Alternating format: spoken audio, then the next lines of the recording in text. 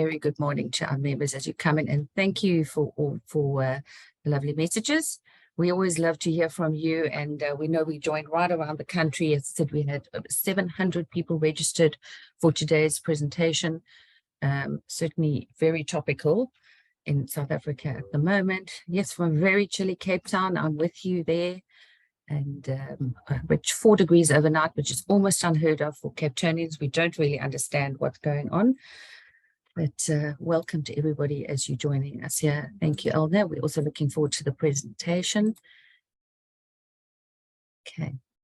We are on quite a tight time schedule for this morning, and I do want to ensure that we allow plenty of time for engagement. We have some great speakers on the line for you lined up for this morning. So I'm going to be very conscious of the time and be strict about that. We are 1 minute past 10. So I am officially going to say a very good morning and a welcome to everybody that's joined. I'm sure others will be joining as we come in. To our members, we have some guests with us, the Secretariat team.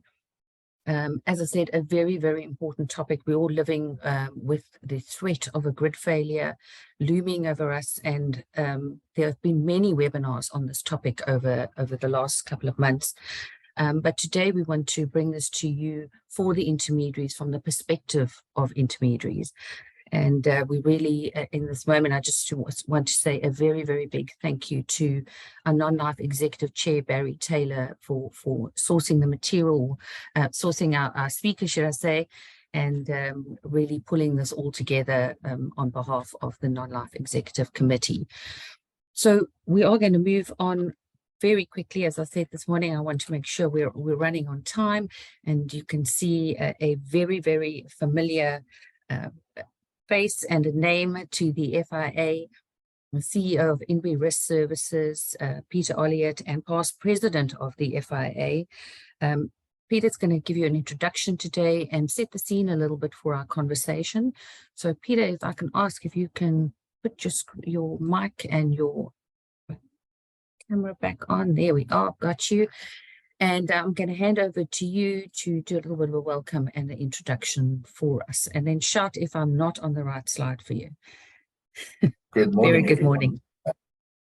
Thanks for your attention. And this is the opener to the main presentation of today. I'm going to be speaking about the necessity for contract certainty.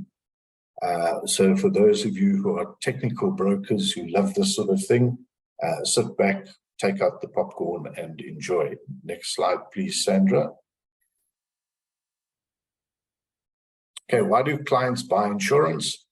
Unfortunately, for all the AEs and that, it's actually quite simple to get their claims paid for no other reason. It's not the cheap premiums or the wonderful structures that we create. It is to get their claims paid. Thank you. On to the next slide. So, when we get to contract necessity, this is just a light-hearted thing of how punctuation and grammar can change the meaning of sentences. So in the first one, we have $25 bills, which gives you $100. And the second sentence is $25 bills, which gives you $25. And as you can see, there's quite a big difference between $100 and $25. On a softer note, on the first sentence, I'm sorry, I love you. And the second one, I'm sorry, I love you. 2 totally different meanings, although we use the same words. And we have to bear that in mind when we create policy wordings. And as we've had with the COVID-19 situation, there was a lot of conjecture about intent and ambiguity in wordings and what was said. On to the next slide. Thank you, Sandra. So what is contracts? Why is contract certainty critical? Well, the recent policy exclusions pertaining to public grid come hot on the heels of a host of additional changes to our policies since 2020. So we've had contagious diseases, additional premises restrictions, additional perils, reduction of prevention of access. We've had 3 years of catastrophe losses with the potential of a fourth in the offering. So we actually have less room to maneuver if we now get it wrong. So we have to learn from the lessons of the past 3.5 years. Next slide. Thank you. Okay, so on top of all of that, we have non-damage restrictions, limitation of power surge covers, potential grid failure, And at this stage, only the contagious diseases cover are excluded from our professional indemnity cover. But I think some others could follow as well, because why would brokers be held liable for stuff that insurers don't want to cover? So I think we might find that in our own professional indemnity contracts that we need to relook at what we can be held liable for. Next page. Thank you, Sandra. On the first bit, if you didn't catch it, in a power outage, the first step is admitting you are powerless. That's light-hearted for those of you a bit serious about this. Again, all our advice we've rendered over the past 10 years needs to change. Why? Because of the interdependency of risk. The complexity of risks we're advising on is increased at least fivefold after the past 10 years.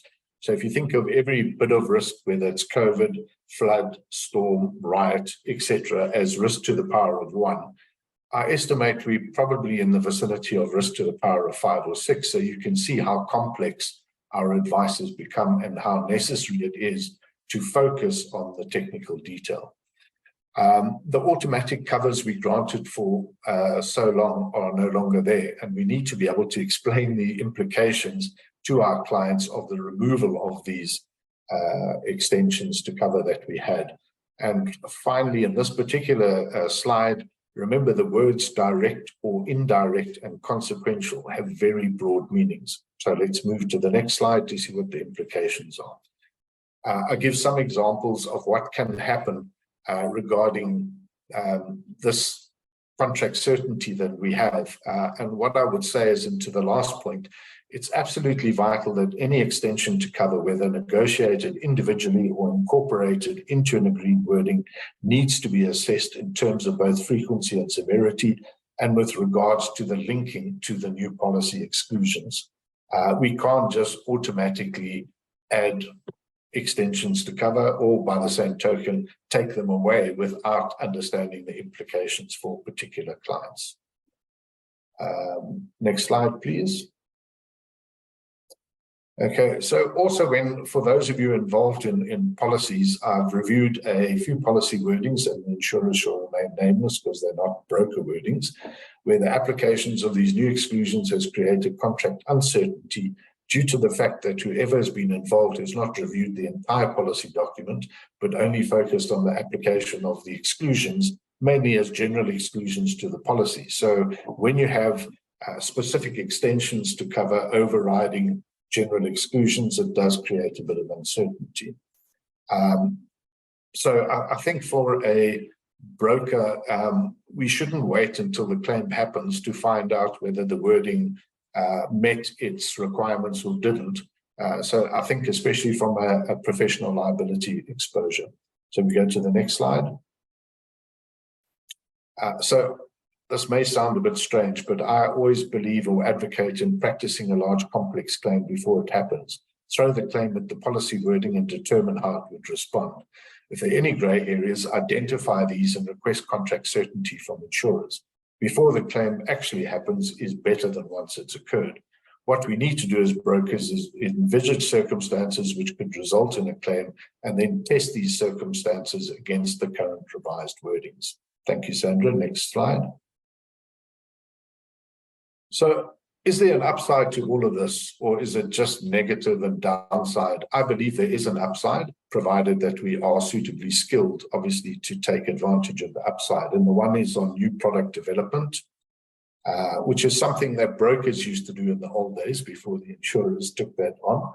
I think we can still, now is an ideal opportunity when all the covers are being taken away, that we can engage in new product development. There's some new risk assessment skills. So there weren't too many risk assessment guys that were good at flood risk, for instance. And I think that's come in, and now we'll have risk assessment on energy risk coming to the fore. I think there's also scope to rewrite a lot of our policy wordings to be more distinct and specific and explicit, because that is required, as we've seen through the many court cases that COVID-19 went through. And then last of all, my personal favorite, which is introduce project management skills on larger complex claims.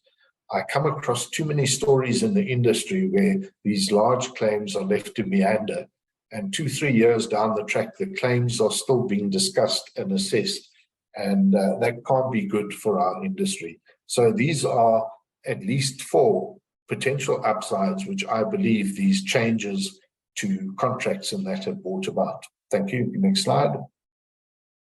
So in conclusion, I just say, remember that it is a legal financial contract, and sometimes the problem occurs with the risk and or the circumstances that are neither specifically covered nor specifically excluded. And in the old days as brokers, we used to like that if our wordings were particularly vague. But I think in today's climate, we cannot afford that, and we have to be explicit, whether excluded or explicit in terms of being covered. It does make it easier to advise on that. And then whatever the past few years have taught us is whenever there's ambiguity, try and resolve it, preferably before the claim occurs and not once it's occurred. So that's my brief introduction and welcome to you all. And now we're going to listen to Bram, who's going to give us quite a bit more technical introduction to the whole question of grid failure. Over to you, Bram. Thank you. Bram, before you kick off, would you mind? I think thank you, Peter, for that. Really appreciate the introduction and setting the scene for us. And but I think with a CV such as Bram's, you really do want to take the opportunity to welcome you and just set the scene for what you're going to be discussing and where this experience comes from, and why I should imagine Barry particularly approached you in this regard. So Bram, I'm going to stop sharing, so while I'm introducing you, you can bring up your slides. But Bram is an experienced senior executive with extensive business resilience and disaster recovery experience and knowledge. He successfully implemented many business continuity management and disaster recovery solutions to clients across Africa and the Middle East over the last 30 years. He's currently employed at Marsh, and Bram is heading up the Business Resilience Division for Africa. And his main activities include supporting the clients of Marsh in terms of business resilience solutions. Before joining Marsh, Bram was employed at EY, where he provided cyber resilience solutions, as well as various resiliency auditing projects to internal and external audit clients. Over the years, Bram has successfully sold and implemented various business continuity management, disaster recovery, and cyber resilience projects. He holds the MBCI designation from the Business Continuity Institute of London. He is also a certified information system auditor. This enables him to incorporate data protection, system integrity, and information security into business resilience programs and solutions. It's a mouthful, but Bram, I had to get the opportunity to say that. We really do appreciate you taking the time and sharing with your fellow intermediaries today.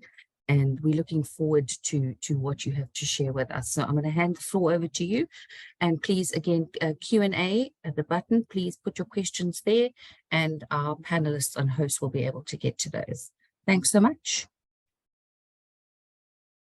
Bram, we're just going to ask you to unmute quickly. You're on mute. See the screen? Bram, we've got you. All looking good. Okay. Perfect. Okay.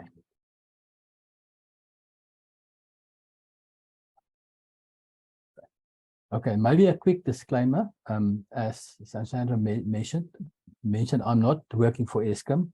I'm not an electronic engineer or electrician. What I am is a business continuity specialist. And what I assist our clients with is to come up with a plan on how to respond to an incident. In this case, we talk about grid failures, or various stages of load shedding, or whatever happens from electricity perception that impact your business, either as a broker or the business of your client.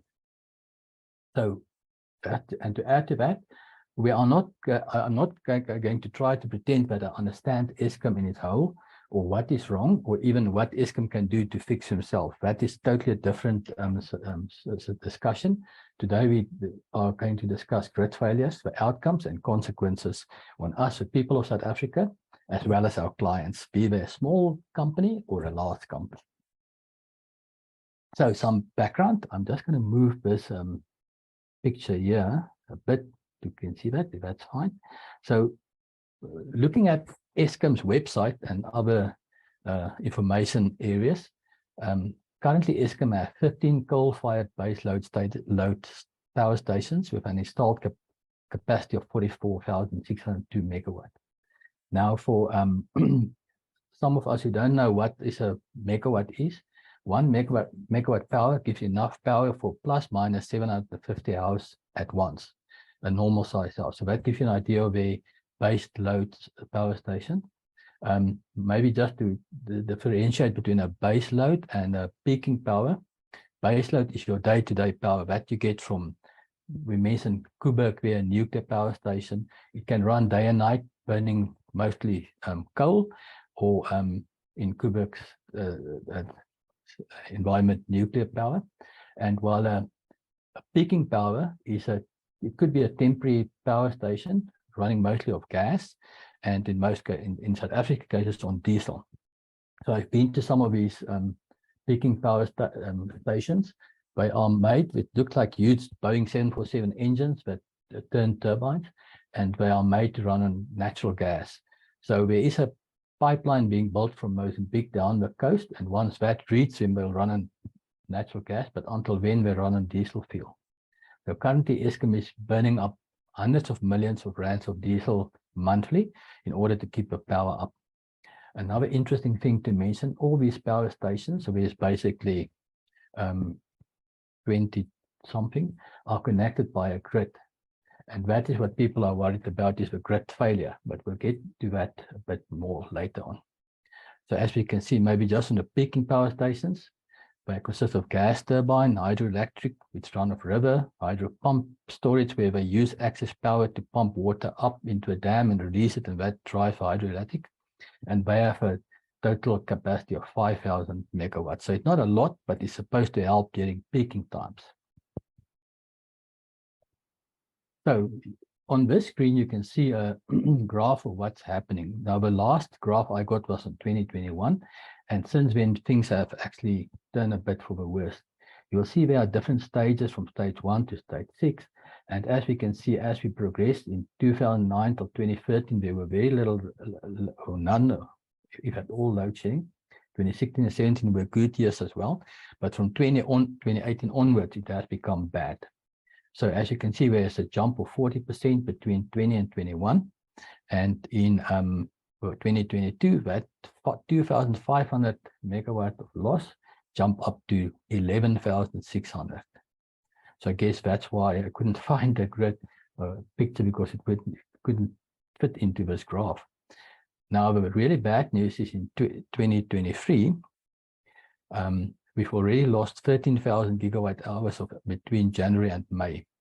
And for 2023, we haven't had a single day in South Africa, mostly, where there wasn't some form of power outage or load shedding being done. Now that, I think, brings us to today's discussion. A lot of companies, executives, and even the president have said that the chance of a grid collapse is very small, and they have some plans. Now, on the picture there on the right, you can see a national blackout awareness presentation from Eskom. I don't feel comfortable in sharing this presentation because I'm not sure if it was leaked or distributed or how it got out there, but it seemed to be a bit of Eskom proprietary information in there because they discuss their own plans and where they have problems. But in this document, they explain how the difference, what is the difference between load shedding, a national blackout or a regional blackout. And basically it states that if the grid become unstable in some form or shape, Eskom will turn the grid off, either in a regional area, like for KZN, or global for all of South Africa. Also, Eskom have a plan, and they call it island. So if the grid become unstable, they will disconnect the power stations from a grid and keep them running. Very similar to if you, for example, have a generator at home and it's just plugged out, it's not providing power to your TV or your fridge, it's just running on its own. So the Eskom power stations have the capability of generating their own power and just basically running on idle. And the idea is when once a grid collapse or whatever went wrong can get fixed, these power stations can get connected to the grid again and start providing power to the grid. Now in this document, and I'm sure the attendees can browse for this or Google it and they can find it, there's quite a lot of information in that thing. By Eskom, there's a couple of things Eskom mentioned. The first thing is that if a grid collapse, there will be little or no notice to South Africa. So it will be due in a state load shedding and it just won't come back on, this type of situation. Eskom also mentioned some examples where grid failures have happened in the past. They mentioned in Canada in 2022, which was last year, they had a windstorm and the grid collapsed for 7 days. It affected 1 million people. And in the USA in 2020, we had tornadoes going through America. For 5 days, the grid was down and 4 million people were affected. Now, most of these things, as we can see, is natural disasters. In our case, it's not. It's due to many reasons, which we can touch on a bit later. Eskom also mentioned in this document that we can see in a grid collapse, they won't be very hasty in turning the power on. They'll make sure the system is fine and it can last anything between 7 and 2 weeks, maybe even 3 weeks without power.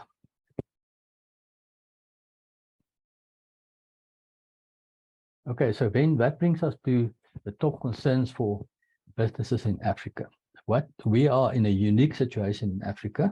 Unlike the Western world, America has a tremendous amount of electricity through various sources. We are very much different. But in Africa, the fear or the concern of executives that countries become a failed state. I mean, we look at our borders up north, what can happen very easily.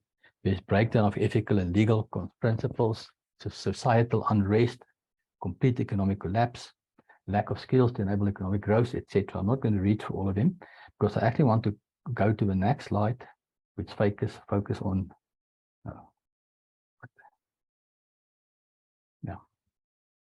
Okay, so let's focus more on what we want to know. So this is where we are.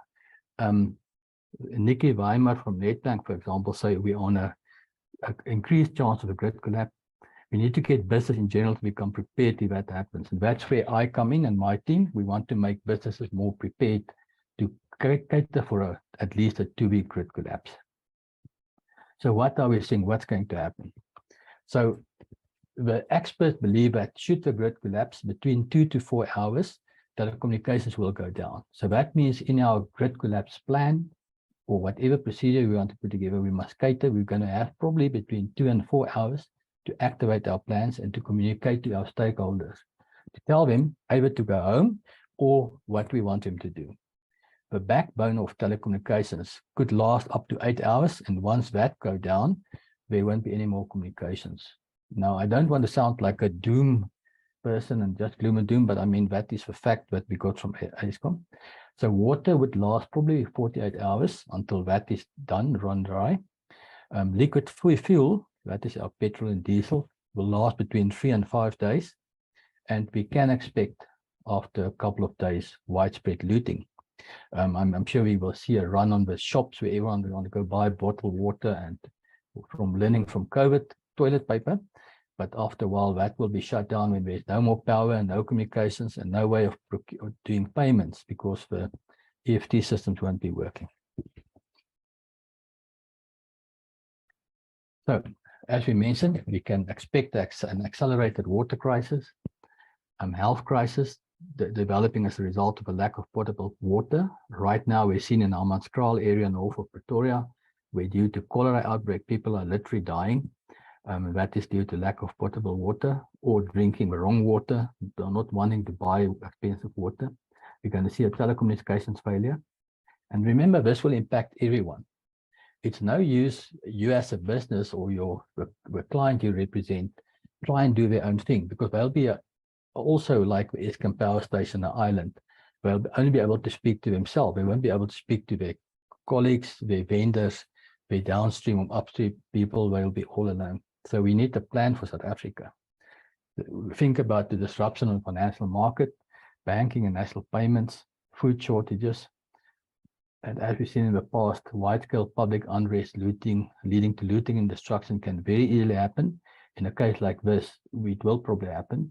I mean, the statistics for crime was released last week, and we can see how the impact of load shedding resulted in crime skyrocketing because it's an opportunity. So alarms go off, people are afraid to go outside, so protect their premises, so crime escalate. Now this is an interesting slide I want to discuss, and apologies to those who have seen this slide before, but basically there is a very well-known methodology for responding and addressing an emergency or a crisis or a disaster, whatever one you call it. I think the first thing to notice is that every business, whether you're a small business or a large business, needs an enterprise risk management program. You need to embed governance and internal actual controls into your company. That's why companies that don't have a proper risk management often suffer from various risks that occur. So you have to embed the right culture, and you have to do that pre-incident. You can't wait for an incident to happen and say, okay, I guess it's now a good time to implement a risk management program. So your risk management program is there to identify risk and address them and come up for a solution. It could be to insure against the risk. It could be to find 2 suppliers because you only have one and that's a risk, but whatever. You don't want a risk to occur or incident. So you do enterprise risk management to prevent that. But as we all know, incidents occur or a disaster happens. So that is where you see this red incident occur picture. And then you need to activate your emergency response. So if we consider in our scenario now of a power outage, we had a load shedding situation, and then the power doesn't come back on. Eskom was quick enough to let the whole country know they had an unstable network, and we decided to shut it down to prevent further damage to the network. So your emergency response is a communication to your staff and other stakeholders. Say, we have a plan for this. We're going to invoke our plan, and we want all our staff to go home, for example, if that is your plan, depending on the time of the week where your staff is. Simultaneously, you need to start a crisis management, and that is maybe just we can read the emergency response to protect of human life, initial control of an emergency situation, stabilizing of a situation, initial damage assessment, protecting and security of an ongoing situation. So you need to think of security guards. You need to think of how you're going to lock down your place of work. What is your plan? Your crisis management is more about communications and protecting your in your environment by telling the media and your staff what happened, what you're going to do about it, and if there are any consequences of your actions. So you can see we mentioned policy decision making, stakeholder management, and coordination of business recovery. Once you've done that, and the timeline may take, I mean, if you had a small fire in your foyer, you would evacuate the place, you'd assess it, you'd speak to a fire brigade, they'll declare the place safe. You have a crisis media statement to the media out there to say, yes, you had a fire in your business, but it's all under control, and everything worked fine. And then you activate your business continuity plan, your BCP. Now, this is where you bring your staff back to the office or your plant or your mine or your farm, whatever you want to do, and you start with business again. Now, what I've noticed, what my clients are asking me is, Bram, how are we going to cater for a blackout for 2 weeks? Because as we can see here on this line at the bottom, you may have a 2 to 4 weeks downtime where you can't produce or manage your business or do anything. And your clients and vendors will be in the same boat. So what I'm bringing to the market or discussing with my client is you need a shutdown plan, a shutdown and containment plan for that 2-week period, because you can't do business. No one will be able to do business with you. You won't have communications. You won't have water. Your staff will be at home, protecting their family. So you need something else, because you can't activate your business continuity plan because you don't have the resources to do that. Okay. I know I'm going quickly through this, but I am aware of our time, and We still have a few slides to go. So some practical considerations. These are the key elements for how to recover from a disruption. So as we mentioned, communication and collaboration. It's not just between executive management and finance, but the whole company or your whole organization to say what your plans are and also how are you going to activate your emergency response plan. You have to do regular reviews. You need to get maybe third parties in, maybe internal audit or external audit companies to come and look at your plans and your procedures and give you an expert opinion if they're suitable, or are you just doing it for yourself? I've been in crisis simulations where the IT team will say, no, we can recover the server in 2 hours. And the government and the management said, yes, that sounds wonderful. But it's not wonderful because it's not practical, because just bringing this, if you do a cold metal restore, it can take 12 hours, 14 hours to bring your server up, especially when you start downloading patches from the internet. Then good horizon scanning and information gathering process. This is basically what we're doing now. We're looking at the Eskom situation and we're asking ourselves what's going to happen. Has it happened before in other countries? How much reliance do we put on Eskom? Are we comfortable that they won't go into a lockdown, or are we sure that something is on the horizon? Then, of course, we want strong leadership from senior management. They must empower the company. They must attend these meetings and workshops and scenarios and ensure that there's in the company a culture where the staff understand. And once again, I know some of the brokers or intermediaries on this call may be from a smaller business, but the same principle even apply maybe to your house and your family.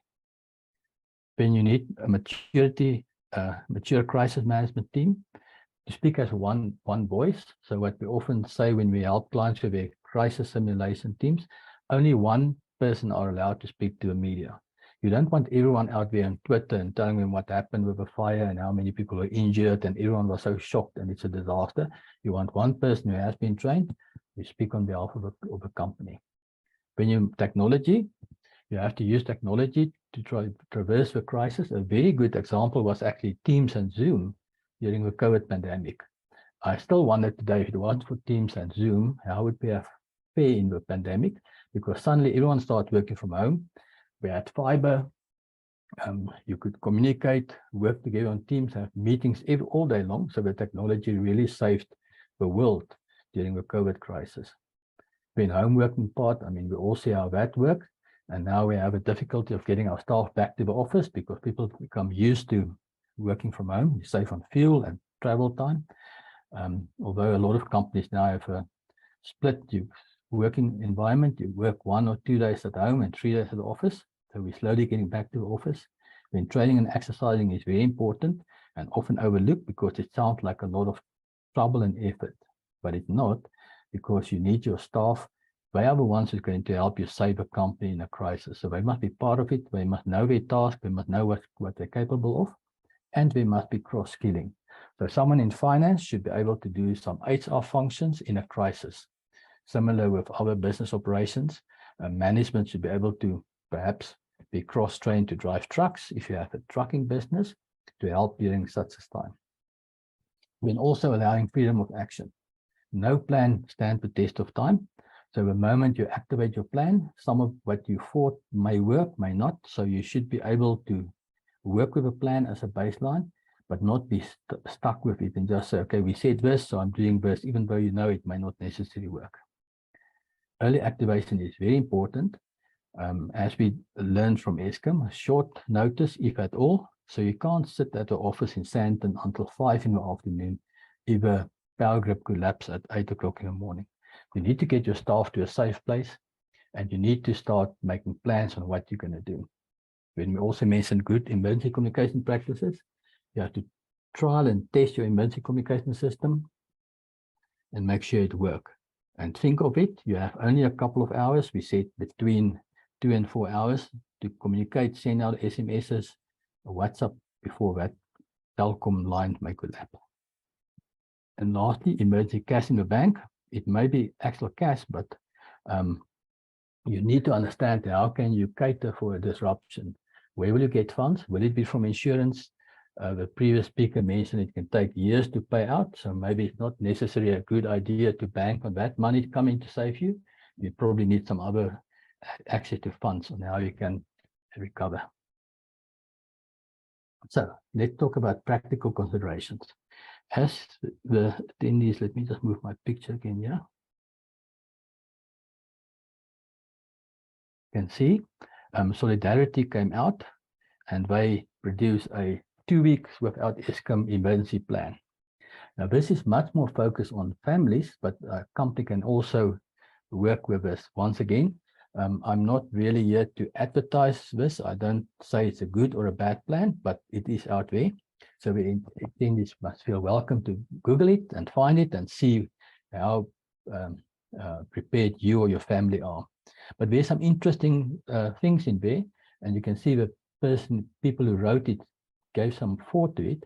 Once again, this is not just a paper type of thing. I need 2 years of food in my pantry and lots of toilet paper. This is really something to think about. Should there be a grid collapse? How much time do you have? What can you do? Think of family logistics. Your children may be at school. You may be stuck at work. The road may become unattainable. What's your plan? What did you tell your kid? Did you train them and tell them to wait at a certain point or walk to an area of safety, or what is your plan? The same with food and work and transport. So I think one of the things we may not necessarily consider is that our staff, think about your security guards or cleaners in a big building or a complex, they will exactly be affected the same way. So you want to go home to your family and protect them, and similar would they want to go. So that means your building in downtown Sandton may be completely uninhibited. There may not be security guarding it. So think about that. So let's look at the practical considerations then. We have to review the risk appetite and tolerance of our company and understand what our products are or our services are, and what is our recovery time objectives on these things. How quickly do we want to restore, and what will happen if we basically have to shut down our building or our work for 2 weeks? What's the impact? To do that, we must perform scenario planning and simulations. That basically means the executives as well as the operations managers and critical staff sit together, and we put the scenario like we're doing here, basically on the table or on the board, and we discuss it. What's going to happen? I always say there are 5 things important for business resilience. The first one is your buildings or your mine or your factory or your farm or wherever you do your place of business. What is your plan if that place of business is not available? What can you do? Can you go and work from home? If you're a mine, you probably can't work from home. You can do financial things and planning, but you can't actually mine. So the mining operation will stop. The next one is technology. So that is your IT systems. If your IT goes down and you can't communicate, nowadays we all know that email is one of our most important business tools. Without email, we're out of the water. We can send a WhatsApp and maybe phone, but without email, we can't do that. The third one is equipment, such as your specialized equipment. You may have a warehouse or a packing factory, so that cranes are your specialized equipment, or your vehicles you'd use for delivery, or whatever you use. You have a farm, it may be your tractors. What happens if something happened to that specialized equipment? They may get stolen, they may get hijacked, or they may get burnt during a looting activity. What's your plan? What's the minimum equipment you need? Where can you get new or second-hand equipment? Then the next one is human resources. That's where we see during a pandemic, your human resources may be fine, but they're not allowed to attend your house or your business. Or there's a strike action going on and the taxis have stopped delivering people, so they can't get to your place of work. So there are many examples what can happen with human resources. It can be an actual pandemic where you lose human resources due to sickness or illness, and you need an alternative. What is a market like? Can you quickly go and recruit new resources, or do you have a three-month lead period before you can employ someone new? Because in that 3 months, your business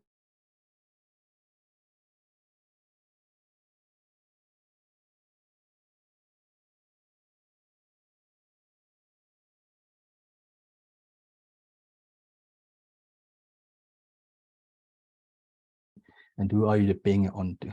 You may be part of a third party. delivering services to a bank and they interested in your business continuity plan or your plan in a case like that, what are you going to tell them? So we also say the next one, remember to include cyber risk, OT if appropriate. We're dealing with a company that have lots of SCADA systems, and what happens if your SCADA systems become impact? But maybe in mining and water supply, your business will stop running if that happens. Then we recommend that the company regularly review, update, and test the ERP, crisis communication, and business continuity plan, and make sure they're valid. As we know, companies acquire other companies, and before you know it, you have 2 new companies and you've never tested a business continuity plan for your 2 new companies, and they never had the time to develop one. So you have to consider that. Then my point I mentioned earlier about the gap between the incident and the activation of a BCP. I strongly recommend companies and organizations look at that and develop a shutdown and containment plan. This is your gap between when the incident happened and you can activate your BCP. It could be a 2-week gap. So for example, some banks out there have a plan, a shutdown and a containment plan. At the last, they have enough power, for example, to last a couple of hours, should be a national shutdown. So they will make a final copy of all their critical data and send it offshore or in a safe place, wherever that may be. So that once the grid come back online, they can recover from that last copy of critical data. They will shut down their buildings. The security guard, if possible, will guard them, but otherwise the security guards will leave as well because of their family and whatever situation there is. That's obviously a last mile or last ditch shutdown and containment plan. And then also, as we mentioned, maintain a dynamic and agile risk approach. Think out of the box, think what other companies are doing, and come up with your own plan. So yeah, in closing, I think, as I mentioned, I don't want to be a doomsday prophet. We hope it won't happen. Eskom have plans in place. We are using load shedding to maintain the status and the health of the grid. It can go up and down. Some days will be less than others. It all depends on breakage and availability of coal and whether we have enough diesel for the peaking power stations. So we are in a state of flux now. I think it's always good to consider your options, be that what can you do from an insurance side, business interruption, what can you do for yourself? We know the country is in a huge drive to install solar panels. In my street, everywhere I drive, every day, every week, I see new solar panels coming up. So that takes a load of the grid as well. So yeah, that's it from my side. I'm looking forward to if there's any questions. Thank you very much. Bram, thank you so much. I could see a lot. It was a mouthful. You know what? That is a lot of information, but critical information. So yeah, thank you for that. There are a lot of little bits and pieces of questions, and the biggest one being, can we get the slide presentation, please? So I think with your permission, we'd love to share that with those that have joined us today. Yeah, I think that very, very valuable information. I'm going to ask all our panelists, and that especially Mr. Taylor, Mr. Olliott, to put on their screens and join us here as we start to delve through some of the questions. I see some have already been answered by the Q&A, and please look at the answered questions, read through. Perhaps it's something you haven't thought of asking yet. You can get an answer from there. But Barry, yeah, I think one of the questions we've seen coming up, and I don't know in what order you maybe want to tackle them, but there obviously was the question around consistency. Why can't we then do consistency of policy wordings? And then there's a couple of questions around the SASRIA circular. And Bram, I'm going to start looking for things that were more specific to yours as well.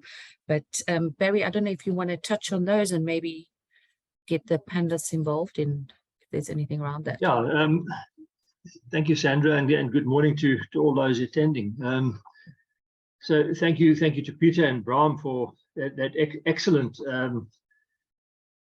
probably overload of information, but more so food for thought.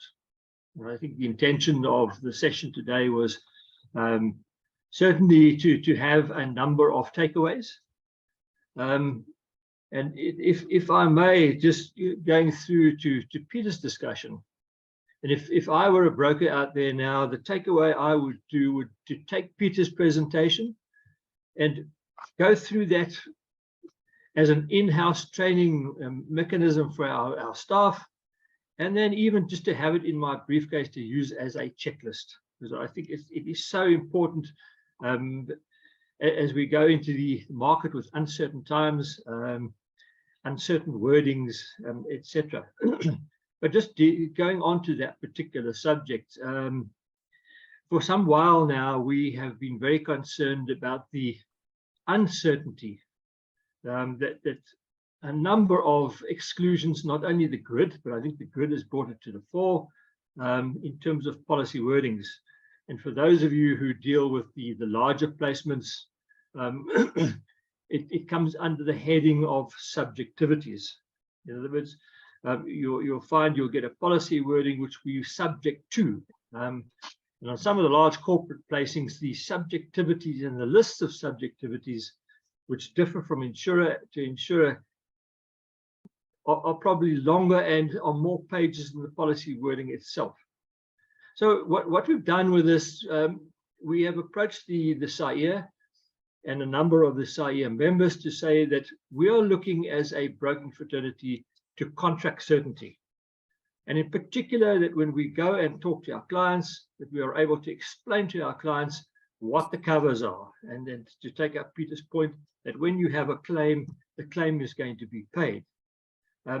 What we've found, though, with in particular on co-insurance placements, that you could get to a situation where you have a claim and a certain extension and or clause is invoked, and it could have 5 different interpretations.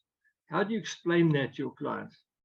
So we as the broker are really exposed, our PI exposed, the principles of TCF are exposed, and the industry has a huge reputation. The SAIA, albeit that we lobbied a number of the CEOs of insurers, were unable to talk with us through advice they'd had from their competition's lawyers. We then approached the FSCA. We've put our case to the FSCA to say we are looking for not competitive issues or anti-competitive practices, but we are looking for contract certainty in enabling our clients to be sure of what they are paying and what they're buying. So quite a lot of work has taken place on this. And of course, the grid failure exclusion has come to the fore in particular. And the regulators have actually visited one of our larger members to go through a walkthrough as to what happens with a large placement, what happens with the markets. We've touched on the practices in the London market. And we recently had a meeting with our peers from the WFI in London as to what happens in that market in terms of contract certainty in terms of certain wordings. And we could talk to the NMA, the LMA, and the London market agreements. The regulators have undertaken to review this. First of all, from a point of view, is the practice anti-competitive? And we don't believe it is, because it's not a price issue. It's one of coming back to the issue of contract certainty. And it's work in progress at the moment, waiting for the outcome from the regulator on that particular issue. When we get to the question of SASRIA, there are a number of technical issues that SASRIA are having to consider. And that was those were the points that we made when they issued those 2 circulars, as to say, so, well, what are you talking about? And then what is your mandate and what is your product offering? And they've agreed to go back to the drawing board. We've had no feedback from them. So at this point in time, if there is a claim which results from behavior of the masses, which can get back to perhaps a grid failure, SASRIA will undoubtedly pay those claims. I do know that they are talking with the Treasury, who are their shareholders. with a view to providing certainty on this issue. I know, Peter, you had put you on the spot. You had a meeting, formal or informal, with Mpumi about a week back. Anything to add to that I may have missed? How do they do it in politics? No comment, Barry. Thank you very much. And then, as they do on the media, I'll move on to the next point. Yeah, I think those were the two main issues and work in progress that we're actually undertaking at the moment. Perhaps, Sandra, we can just go through to one or two of the questions. Absolutely. Pamela, you had a question. You had a question regarding the water issues and air in water pipes, which then causes damage. I think we're back to what Peter was talking about. I think you need to be very aware of what is written into your exclusion, the exclusion itself, and then getting back to the terminology of directly or indirectly. And I think this comes back to the issue of how uncertain those wordings were, and we're going to get to, I believe, and Peter can perhaps comment on this, what we saw with the pandemic and the COVID and the lockdown, to this issue of proximate cause. And I think we're still going to have those arguments with the way these wordings are structured at the moment. That is why we're saying to the regulator, we would like to talk with the industry to have a common wording, as we do with the war exclusion and the nuclear exclusions on our policies at the moment, that everyone is certain as to what we're talking about. Sandra, perhaps you can prompt any other questions there. Thank you. And I know Bram has been looking through some of these, so some of them have been listed particularly for him. Bram, are there things that you could perhaps touch on in terms of what you've seen in the Q&A? I know. Sorry, okay, there you are. Thanks. Yeah, thank you, Sandra. Now, I think there are some really good questions. Yeah. If I could start there at the bottom for Bukosi Kumalo, that's such an excellent question, and he's totally right. Big business have business community teams. I mean, I don't want to mention specific banks, but one of the banks have over 30 people just doing business community management plan. This specific bank, and maybe just to differentiate as well, as we all know, you get a disaster recovery plan or an IT service continuity plan, as it's nowadays known, and that focus on your IT environment because it's so complex with its own people and processes, but we have our own standalone plan, while the business continuity plan focus on your business. So what because he's asking is here, what's our role as industry, the risk to be close that gap, particularly for the SMEs too, as we make up a significant number of operating business, and that's totally right. And there are, people can Google it, there are one-page plans out there. And I think I always ask myself, so let's say I have a small tire fitment factory or a Centrum like that, and I have 5 or 8 workers and a couple of salespeople. I mean, we've all been there, it's become quite an expensive exercise nowadays. And what happened if that place burns down tonight? Or it was looted and most of the stuff, your computers were stolen and your files are in the background. What do you have to recover again your business? So I always say, when you sit at a place of work, maybe even bury yourself at that nicely office where you're sitting.